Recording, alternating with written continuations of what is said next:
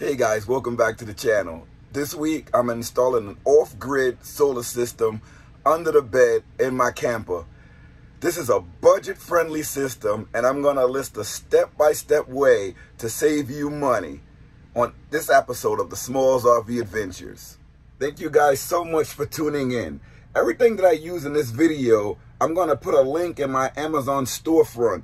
You can look for this video on my Amazon storefront, and it's going to have a list of everything that I use where you can see if you want it or if you don't want it, but a step-by-step guide on how to build your own solar system, off-grid system for your camper. Works totally great, and you're going to see just how I did it. I'm getting my solar system ready to go. This is a 2,000 watt inverter. I just nailed it down to the board. I didn't really start much yet. I just crimped some wires. This is going to the solar charge controller, so I'm hooking that up first. I'm still waiting for some more equipment to come. So this is just the beginning of me hooking up this system. This is probably the easiest of the installations because you just have to cut the wire back to expose the copper, and you just insert it into these slots and screwing it in to tighten it up. This is really cool. This is a low budget solar charge controller, but it works. Okay, step by step. After we hooked up the solar charge controller to a 30 amp fuse, remember this is a 40 amp solar charge controller. I'm only allowing 30 amps to come through. I don't have that much solar installed. I don't plan to. I plan to recharge this battery in other ways, but important to have like these circuit breakers installed. I didn't install this yet. That's going to be the next thing I'm going to install. My bus bar is here. I'm going to keep that here, and I have a 150 amp fuse that's going into this 2,000 watt inverter. I'm only going to allow 150 amps to come through from the battery to power this AC inverter. And also to charge the battery, I only want 150 amps coming through. All right, so far we have the negative hooked up to this 12 volt fuse box. I'm waiting for the bus bar to come in the mail, the positive bus bar, so I can hook the positive side up to that. And I also have to get some washers to hook the negative side of the power inverter to the negative side of the bus bar, negative part of the inverter to the negative side of the bus bar. So I'm still waiting for that in the mail. All right, I didn't have any 2-gauge wire, but you can connect 2 4-gauge wires together, and the rule of thumb is when you connect 2 gauges together, it goes down by 3. So these are 2 4-gauge wires connected together to bring it down to 2 or 1. These 2-gauge wires came with the inverter, but I had to make my own. So it's nearly identical. So I just put 2 wires together, spliced them together, and put a connector at the end, and it works. Same thing, both ends. This is the inverter totally hooked up. I'm still waiting for my positive bus bar to come. I ran out of bus bars, but I have the wires ready to hook up. So everything is hooked up on the negative side. That's going to be hooked up to this bus bar, including the 12 volt fuse box and the solar charge controller. But I'm just waiting for the bus bar to come. I'm going to start with some of the positive connections to the positive bus bar, and I just add it when it comes. But this is how it looks with the 2 4-gauge wires put together, just to bring it down to the 2-gauge, just to have sufficient amount of power to have. So I have 2 of the ground wires put together, 2 of the positive wires put together, and again, all of the positive. I know you see a little red strip here, but one of my ground wires have like a little red strip, but I know it's the ground wire, and it just goes to my bus bar. Let me explain this really fast. We have everything going to the bus bars, and we're waiting for the positive bus bar again. That's where these 1, 2, 3, 4, 5, 6 wires are going to go. But you want to connect everything to the bus bar. I like it because you only have one connection going to your positive side of the battery and one connection going to the negative side of your battery. So that's why I like to put everything on the bus bar. So I'm gonna set the positive bus bar up here, and then everything else that I connect to this system will be through the 12-volt fuse box. I have 12 connections here that I can connect the lights, USBs, 12-volt outlets, everything I need I can connect there. And you also have some extra USBs here on the solar charge controller, and you can also add another small light to this portion here if you want, but I'd rather just connect it to the 12-volt fuse box. All right, before I clean all of this up, let's check to see everything cuts on. Let me connect the battery and we'll do a quick test. Moved everything to the floor just to take a little test. So we're gonna turn the circuit breakers on, and this should generate power to the device. All right, right now we have the battery at 13.5. And let's see this one here. This one says the battery is full, which is good. Let's check this light here. This one does not have power. All right, so we have to check on this light. And then let's see the inverter. The inverter has power. So the inverter is showing power, showing the battery at 12.9 volts.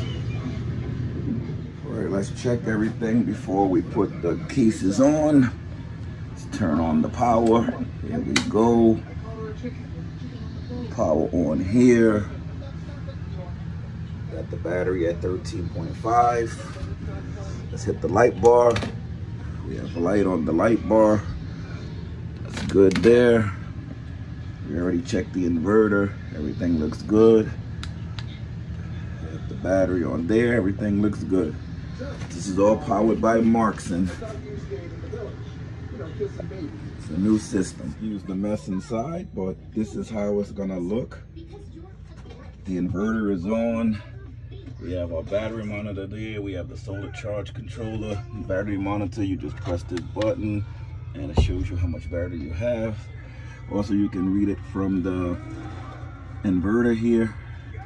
We have the USB outlets already installed. We have our NOCO plug ready to be installed, and this is how our system is gonna look. Everything is being powered by Marxon. Right, let's check the running power of this. This is a fan. There we go. The fan is working, it's blowing. The top speed is at the first setting. It shows you that it's working there. Let's do a high power device like an electric heater. Let's see how that works. Now we have an electric heater. This one pulls a little more. It's not a lot. It's about 300 watts. And there we go. It's on. And let's see the heat coming out. The heat is coming out. And this thing, it says it's pulling 340 watts. So that's not bad, 340 watts. And the inverter is super quiet. All right, the next time I show it, I'm gonna show it all cleaned up because I have to clean it all up in here. But this is just to show you that everything working. And this yellow wire here, this is just the ground that came with the inverter. And I have it plugged into the bus bar. So that's all that is. Okay, as promised, here's the cleaned up system. I'll go over everything really fast so that I gotta hold up the bed. But here we have the Marxon hybrid gel new technology battery.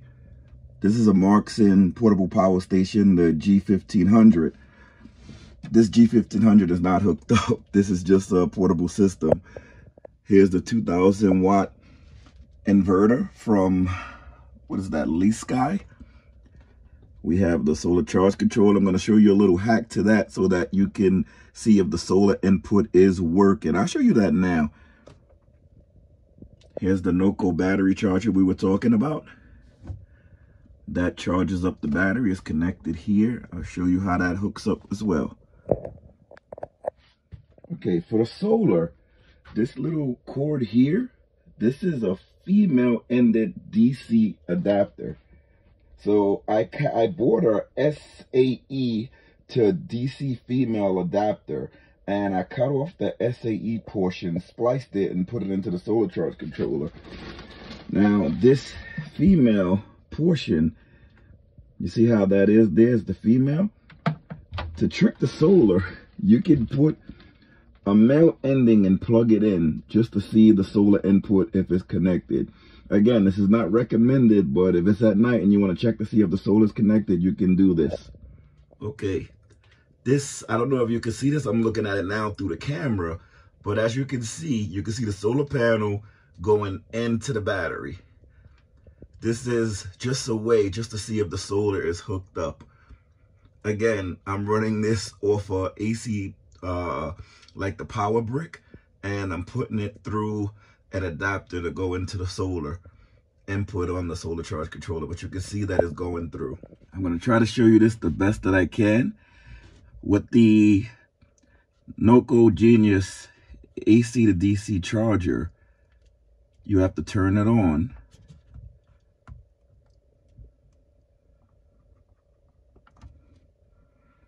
And then you switch the modes. You want to put it on AGM.